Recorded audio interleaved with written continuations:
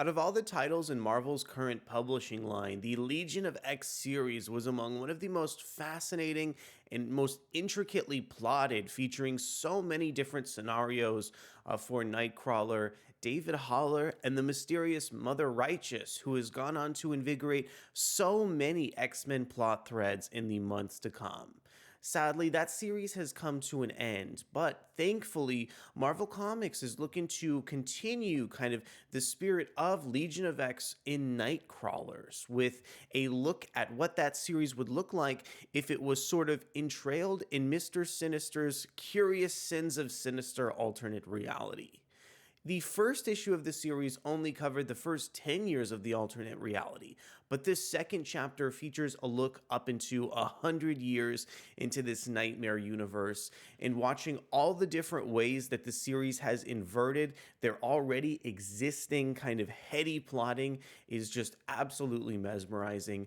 My name is Ariko Braddock, and today let's go ahead and take a look to see how Nightcrawlers 2 expands on so many ideas from Legion of X to create a fascinating story.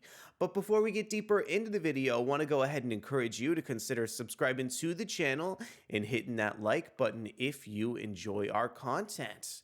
I want to kick things off by explaining a little more context behind Nightcrawlers number 2 with Marvel Comics solicitation text for the issue. 100 years since the Sinister era began, WAGNERINE and her gene-spliced assassins are holy thieves, servants to a cosmic cult. Let the HEIST LITURGY be spoken. Loot the ashes of Asgard, raid the tombs of Otherworld, pick the pockets of the Marvel Universe, and build the sacred weapon. And let us bear witness to the final fate of the first, the fallen fiend who was once known as Nightcrawler.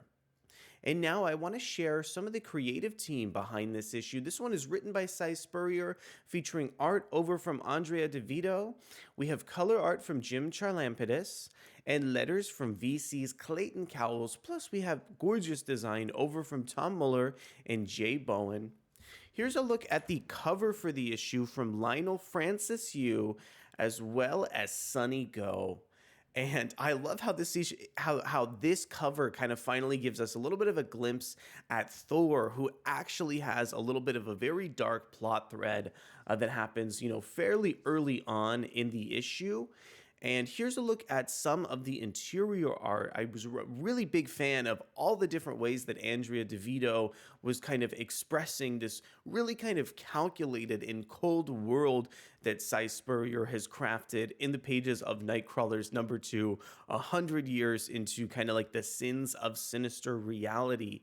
And sort of now that we have this kind of plot thread with Mother Righteous kind of gearing the Nightkin, the kind of, Mr. Sinister's one-time assassins, they are now trying to kind of purge the Sinister influence. So the idea that we finally have like sort of a strong resistance led by Mother Righteous in this series is absolutely sort of a compelling plot point that I think will really help readers become more immersed in the Sins of Sinister storyline. And let's go ahead and talk a little bit about Di Vito's art. Si Spurrier just continues to craft these incredible kind of like status quo revelations with existing characters, with kind of fascinating new concepts. We get a little bit of a tease at people like, Professor Xavier, Maggot, Jamie Madrox, and Thor. But this kind of sinister look 100 years into the future makes sure that there's always some sort of dark paradigm underneath the surface. I love the sort of widescreen approach that Si Spurrier takes to kind of like the beginning of this issue by featuring like so many sort of captions and narrative sequences, like carefully explaining all of the different plotting throughout this issue. And I think my absolute favorite part about this book is how it sort of takes these existing, Legion of X status quos and kind of turns them on their head. We now have a much better idea of what Mother Righteous is planning, but we also sort of get a check-in on characters like Dr. Nemesis and Nightcrawler. And what I love about this series is over the past couple issues with recent issues of Legion of X, as well as recent issues of Nightcrawler, We've been returning to those status quo points again and again and again. But what makes this different is the fact that we are so far into the future. Spurrier is able to imbue more of a horror twist on this. So essentially, we're just seeing the same plot thread that we've seen in the past couple issues dialed up to the max. And that was the main reason why I made this review, was I just so appreciate how careful the plotting over from Si Spurrier is throughout this series. One really fun part about this issue that I've seen kind of reported on the internet is Magic's current status quo as well in the Suit of Hearts.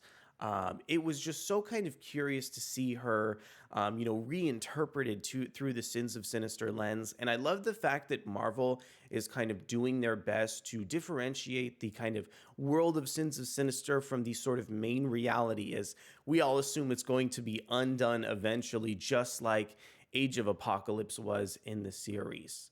Elsewhere, I really enjoy the fact that some of the Nightkin are starting to, turn on Mother Righteous throughout this series. Mother Righteous is such a mysterious character and holds her cards so close to the chest that I think it's starting to influence, the trust of some of the other characters that she's essentially asking for throughout this series. So I love the fact that Si Spurrier sort of imbues that plot point with a little bit of espionage and intrigue to go along, with the rest of the tale. And I think this issue is paced really, really well, because even though kind of most readers will be held a little bit at arm's length due to the amount of material in this issue, if you go back for additional reads or just kind of really pay more attention, you might pick up on more aspects of the series than you would have imagined. Plus, there's just also, fascinating status quo revelations for people like Vox Ignis, as well as the kind of, character of David Haller. So if you've been following this series for any kind of long period of time, you absolutely can't miss the kind of bombastic and expansive narrative held within Nightcrawlers #2. So I just wanted to make a quick review sharing some thoughts over on this issue. I was really shocked to see just how far Si Spurrier went in kind of reinterpreting the Legion of X universe through this sort of nightmarish Sins of Sinister lens. The artwork from this issue from Andrea Di Vito is just gorgeous and expansive and covers so many different topics on this series.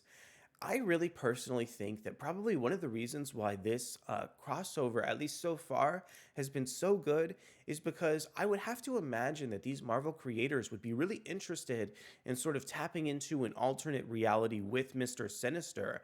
And I think it's just sort of naturally led to all of these kind of really great comics bouncing off of the Krakoa era of series. But I want to know from you, what were some of your thoughts over on Nightcrawlers #2? Did you enjoy this issue as much as I did? And what were some of your thoughts on those kind of nightmarish looks into those characters that we spent so much time with in past issues? Well, I want to thank you guys so much for checking out the video, and we'll be back really soon for more excellent comic book content. Thanks so much, and we'll see you soon. Bye.